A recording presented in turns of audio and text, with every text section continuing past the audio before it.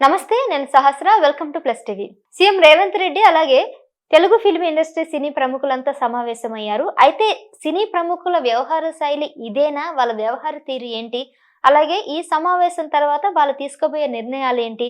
అసలు వీళ్ళకి సఖ్యత ఉందా? ఇలాంటి చాలా అంశాలన్నీ కూడా మాట్లాడుతూ మనతో పాటు ఉన్నారు ప్రముఖ పొలిటికల్ అనలిస్ట్ కృష్ణకుమారి మ్యామ్. నమస్తే మ్యామ్. నమస్తే. ఎలా ఉన్నారు మ్యామ్? బాగున్నాను. బన్నీ విషయం దాదాపుగా 20 రోజుల నుంచి ఇదే మాట్లాడటం జరుగుతా ఉంది. మీరు చూస్తూనే ఉన్నారు అసలు ఏం జరుగుతుంది ఏంటి అనేది. ఎటకేలకు ఈరోజు వీళ్ళ గురించి మాట్లాడడం వచ్చిందనమాట. మొన్నటి వరకు ఓన్లీ బన్నీ, రేవంత్ వర్సెస్ బన్నీ అన్నట్టుగా ఉంది. ఇప్పుడు Telugu film industry versus Congress అన్నట్టుగా మారుతుంది. సో ఈరోజు మీరు ఏదైతే మన దిల్ రాజు గారు కానీ లేకపోతే కొంతమంది ప్రముఖుల వాళ్ళ ప్రెస్ మీట్లు చూసిన తర్వాత వాళ్ళ వ్యవహార శైలి మీద మీకు ఎలాంటి అభిప్రాయం వచ్చిందండి? అసలు మీరు మాట్లాడిన దాంతో నేను ఒక విషయంలో ఏకీభవించట్లా. అదేంటంటే cine industry versus Revanth Reddy అనేది, అంటే ఈ సినీ ఇండస్ట్రీ అంతా ఒక కలిసికట్టుగా ఉంది అనే ఉద్దేశంలో మీరు అంటున్నారు. కానీ అలా లేదు. వాళ్ళందరూ కలిసికట్టుగా లేదు. అసలు ఈ సినీ పెద్దలు పెద్దలు పెద్దలు అని చెప్పుకునే వాళ్ళు వ్యవహరించాల్సిన తీరు ఇది కాదు. సినీ పెద్దలు ఇలా కాదు వ్యవహరించాల్సింది. అసలు ఫస్ట్ రోజే రియాక్ట్ అవ్వాల్సింది. ఫస్ట్ రోజు నుంచి రియాక్ట్ కావాలి.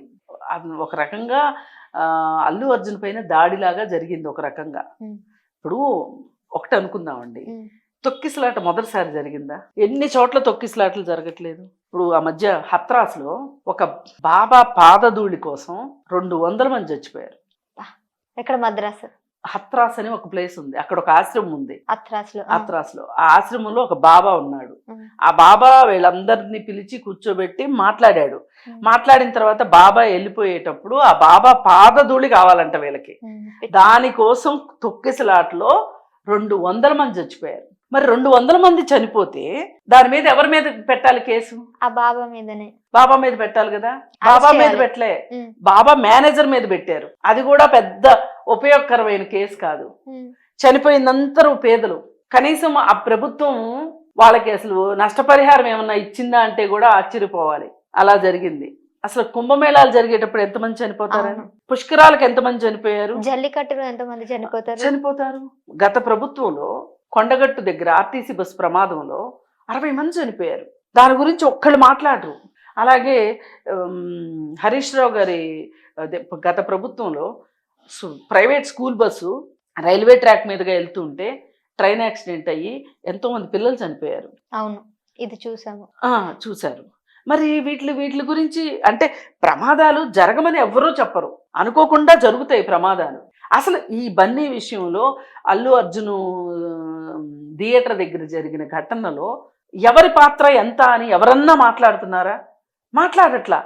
ఓ మోకమ్మడిగా అల్లు అర్జున్దే తప్పు అన్నట్టు మాట్లాడుతున్నారు. దానికి తోడు సరే, నిన్న ఈ మధ్య కాలంలో ఎవ్వరూ కూడా అల్లు అర్జున్ జైలు నుంచి వచ్చినప్పుడు ఇంటికి చూడడానికి వెళ్ళి ఆయన్ని పరామర్శించారు తప్పితే ఈ ఘటన గురించి ప్రభుత్వం ఇలా మాట్లాడుతుంది, ప్రభుత్వం ఇలా కేసు పెట్టింది, ఇలా ప్రభుత్వం ఈ విధంగా కేసు పెడితే ఎట్లా, ఇప్పుడు అల్లు అర్జున్ మీద పెట్టారు, రేపు మా మీద పెడతారు అని మాట్లాడాలి కదా. అసలు A11ని అరెస్ట్ చేసే విధానం ఇదేనా? A11 ఏమన్నా టెర్రరిస్టా, లేకపోతే పారిపోయే వ్యక్తా, లేకపోతే ఏమన్నా హత్య చేసి ఎక్కడైనా తలదాచుకుంటున్న వ్యక్తా? అతని ఇంట్లోనే అతను ఉన్నాడు కదా. ఉంటే మరి అతను ఆ విధంగా అంత హడావుడిగా అరెస్ట్ చేయాల్సిన అవసరం ఏంటి? పైగా 4 గంటలకి హైకోర్టులో క్వాష్ పిటిషన్ మీద వాదనలు జరుగుతాయి అని తెలిసిన తర్వాత కూడా అలా చేయడం ఎంతవరకు కరెక్ట్? అది ఎవరన్నా మాట్లాడుతున్నారా? ఇప్పుడు మాలాంటి వాళ్ళని మాట్లాడుతున్నాం కానీ సినీ పెద్దలు ఎందుకు మాట్లాడరు ఈ విషయం మీద? అసలు ఈ సినీ పెద్దలు అనేవాళ్ళు వ్యవహరించాల్సిన పద్ధతే ఇది కాదు. అసలు పైగా వీళ్ళందరూ ఏం మాట్లాడతారు? సినిమా కుటుంబం, సినిమా కులం ఇలా మాట్లాడతారు. అసలు కనీసం కాకులుకున్న కట్టు కూడా లేదు మీకు. ఒక కాకి చచ్చిపోతే మిగతా కాకులు అరుస్తాయి. ఒక కాకి తిండి దొరుకుతుంది అక్కడ అంటే మిగతా కాకులు పిలుచుకుంటాయి. ఏమన్నా మీరు అలా వ్యవహరించారా ఏ రోజన్నా?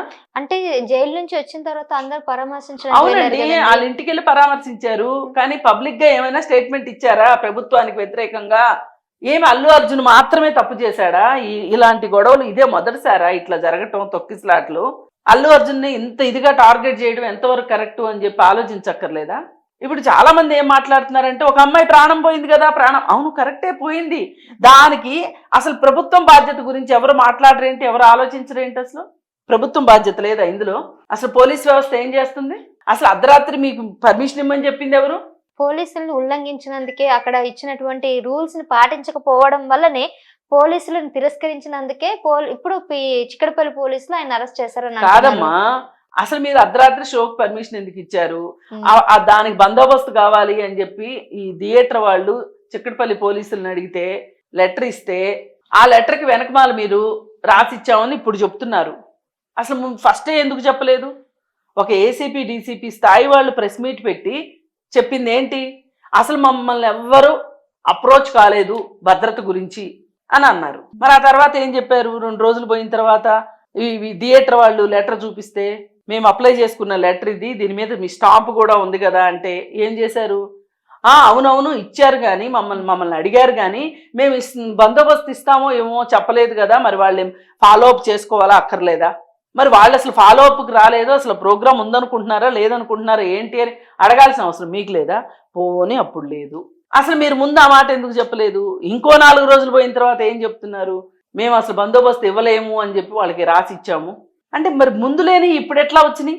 మీరే కదా చెప్పారు. ముందు లేనివి అసలు పర్మిషనే లేదు అని, అడగలేదు అని చెప్పిన వాళ్ళు ఇలాంటి విషయాల మీద ఈ అరెస్ట్ చేయటము, ఈ మరి ఇంటెలిజెన్స్ వైఫల్యం గురించి కానీ, పోలీసుల వైఫల్యం గురించి కానీ, పోనీ థియేటర్ వాళ్ళే యాజమాన్యం నిర్లక్ష్యం కానీ, అసలు యాజమాన్యం అల్లు అర్జున్కి చెప్పిందా చెప్పలేదా అనే విషయంలో ఈ రోజుకి క్లారిటీ లేదు ఎక్కడ. మరి ఇవన్నీ అడగాలి కదా మీరు. కనీసము రేవంత్ రెడ్డి గారిని ప్రశ్నించలేకపోవచ్చు మీటింగ్లో, అంతకుముందైనా మాట్లాడాలి కదా. ఇప్పుడు రేవంత్ రెడ్డి గారు మాట్లాడిన దానికోసం ఆయన్ని మీరు ఎదిరించలేకపోవచ్చు. ప్రెస్లో మాట్లాడటానికి కూడా మీకు వచ్చిన ఇబ్బంది ఏముంది? ప్రెస్లో మాట్లాడినాయి కదా, వాళ్ళ దగ్గరికి చేరతాయి కదా మాటలు. పైగా నిన్న మీటింగ్కి వెళ్ళారు. ఆ మీటింగ్కి వెళ్ళినప్పుడు ఆ మీటింగ్లో నుంచి బయటకు వచ్చిన తర్వాత దగ్గుపాటి సురేష్ బాబు అల్లు అర్జున్ ప్రవర్తనా శైలి గురించి మాట్లాడతాడు. మీరంతా కలిసికట్టుగా లోపలికి వెళ్ళారు కదా, మాట్లాడటానికి వెళ్ళారు కదా. వచ్చిన తర్వాత ఈ సఖ్యత ఉన్నట్లా లేనట్లా అని భ్రమ వచ్చేటట్లు మీరు మళ్ళీ వెన్నుపోట్లు పొడిచేటట్లు మాట్లాడడం ఎంతవరకు కరెక్టు? పైగా ఇక్కడ అందరూ ఎవరికి వాళ్ళు గురువింద గింజల్లాగా వాళ్ళ ఇళ్లలో ఏమీ జరగనట్లు, అంతా ఇక్కడే జరిగింది అన్నట్లుగా మాట్లాడడం ఎంతవరకు కరెక్టు? అందుకే అసలు ఈ పెద్దలు అనేవాళ్ళు, సినిమా పెద్దలు అనేవాళ్ళు పెద్దల్లాగా వ్యవహరిస్తున్నారా అనేది నిన్న ఆ మీటింగ్కి వెళ్ళొచ్చిన తర్వాత వీళ్ళంతా కూడా తెల్ల మొహాలు వేసుకొని రావడం చూసాం మేడం. యాక్చువల్ గా లోపల ఏం మీటింగ్ జరిగిందో ఏంటో పక్కన పెడితే, ఈయనే ఒక మాట అన్నాడు, మీరు కనీసం కేవలం సినిమా కోసం కమర్షియల్స్ కోసం కాకుండా టూరిజం కానీ, లేకపోతే లైంగిక వేధింపుల విషయంలో కానీ, డ్రగ్స్ విషయంలో యువత తప్పు దారి పెడుతున్నారు, ఈ వాటి మీద కూడా మీరు అవగాహన కల్పించి వాటి మీద దృష్టి పెట్టాలి. మీరు చెప్పిన మాట యువత కానీ లేకపోతే జనాభా కానీ వింటారని అన్నారు. ఇదొక పెట్టారు. ఇంకొకటి బెనిఫిట్ షోలు కానీ, ఇంకా ఈ 2 మాటలు చెప్పేసరికి వాళ్ళు తెల్లమొహాలు వేశారు. అంటే మాకు ఎటువంటి సపోర్ట్ ఉండదా గవర్నమెంట్ నుంచి అన్నట్టు బయటకు రావడం జరిగింది. సో అంటే ఇప్పుడు ఎట్లా వీళ్ళని ఏ విధంగా చూడాలంటారు? అదే ఇప్పుడు వీళ్ళు ఎంతకి అసలు ఇప్పుడు జరిగిన దాని వల్ల మనం సఖ్యంగా లేకపోవటం వల్ల, ఒకటిగా లేకపోవటం వల్ల మనని ఇంత అవమాన పరిచేటట్లుగా వ్యవహరిస్తున్నది ప్రభుత్వము. మనం కలిసికట్టుగా ఉండాలి అనే ఒక ఆలోచన రావాలి కదా వీళ్ళకి. అసలు ఆలోచన ఎందుకు రావట్లేదు వీళ్ళకి అనేది ప్రశ్న. అందుకే వీళ్ళ మధ్యలో సఖ్యత లేదు. ఇప్పుడు ఆయన వచ్చేసేసి సురేష్ బాబు ఏం చెప్తాడు? ఇంట్లో ఉన్నట్లు, ఇంట్లో ఎట్లున్నా పర్వాలేదు, బయటకు వచ్చినప్పుడు సరిగా ఉండాలి. మరి నీ పిల్లల సంగతి ఏంటి చెప్పు? వాళ్ళ చిన్న అబ్బాయి అదే అభిరామ్, మీ ఇంట్లో సంగతి ఏంటి? ఆలోచించుకోవాలి కదా. అందుకని ఎవరింట్లో పిల్లలు తప్పులు పొరపాట్లు చేయకుండా ఉంటారు. అలాంటప్పుడు మీరు చేయాల్సింది ఏంటి? ఇంట్లో పిల్లల్ని మందలించుకోవాలి. బయట మరి చిరంజీవి గారే చెప్పారు కదా, తప్పు చేసినప్పుడు తప్పులు చెవులో చెప్పాలి, ఒప్పులు బయట చెప్పాలి అని. మీరు కనీసం ఒప్పుల గురించి బయట మాట్లాడకపోయినా తప్పుల గురించి బయట మాట్లాడడం వల్ల మీకు సఖ్యత లేదనేది అర్థం అవ్వట్లా. అసలు ఇన్ని రోజుల నుంచి మీరు సఖ్యంగా లేకపోకుండా అసలు మా అనే వాళ్ళు ఎక్కడికి పోయారు? మా అసోసియేషన్ సినిమా ఇండస్ట్రీ ఇది కాదా? అసలు వాళ్ళు ఏమయ్యారు? వాళ్ళు రారేంటి? మంచు విష్ణు వాళ్ళ ఇంట్లోనే కుటుంబ కలహాలు ఎక్కువ ఉన్నాయి కాబట్టి ఎందుకులే మనకు వచ్చిన గొడవ అన్నట్టు. అది ఇంటి వ్యవహారం అండి, ఇది సినిమా వ్యవహారం అండి. ఇది సినిమా నటులకు సంబంధించిన వ్యవహారం. పోనీ చట్టమే చూసుకుంటుంది పూర్తిగా అంటే చట్టం తీర్పిచ్చేదాకా ఆగొచ్చుగా. మీరెందుకు మీడియా ట్రయల్స్ చేస్తున్నారు? ఎవరికి వాళ్ళు చట్టం ముందు అందరూ సమానులే అన్నప్పుడు మరి మన బిడ్డలకైతేనేమో మంచి జరగాలి, పక్క వాళ్ళకి నష్టం జరగాలి అన్నట్లుంటే ఎట్లా? ఇప్పుడు పక్కింట్లో వాళ్ళు ఏడుస్తున్నారంటే ఆ ఏడవని వాళ్ళకి తెక్క కుదిరిందిలే అంటే ఎట్లా?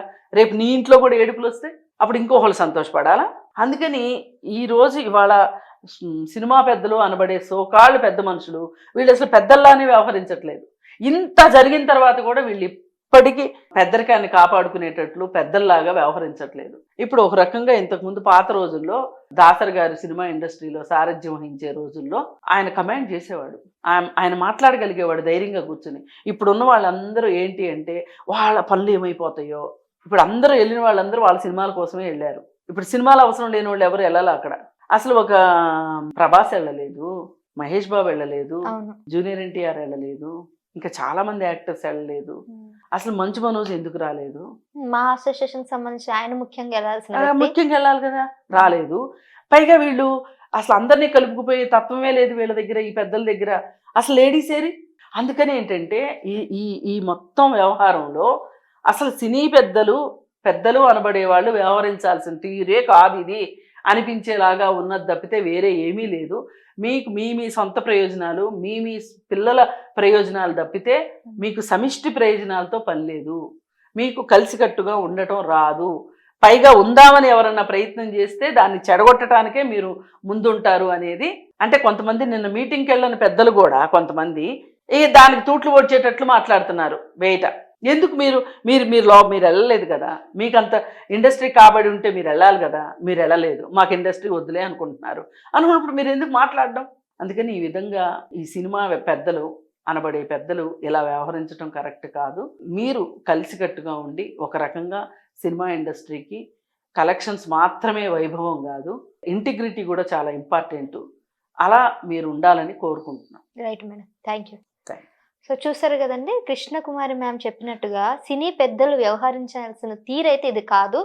సో కష్టం వచ్చినప్పుడు ప్రతి ఒక్కరు స్పందించాలి. ముఖ్యంగా మీకు కష్టం వచ్చినప్పుడు మీరు ఖచ్చితంగా ముందుకు వచ్చి వీటి గురించి స్పందించాలి.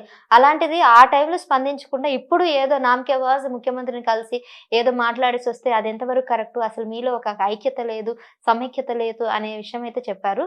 సో మరి చూద్దాం దీని గురించి ఇంకా ఏం జరగబోతుంది అనే అంశాలు కూడా మనకి ఇంకొన్ని రోజుల్లో తెలుస్తాయి. సో మరో అంశంతో మళ్ళీ కలుస్తాను. చూస్తూనే ఉండండి ప్లస్ టీవీ. Thank you. నమస్తే.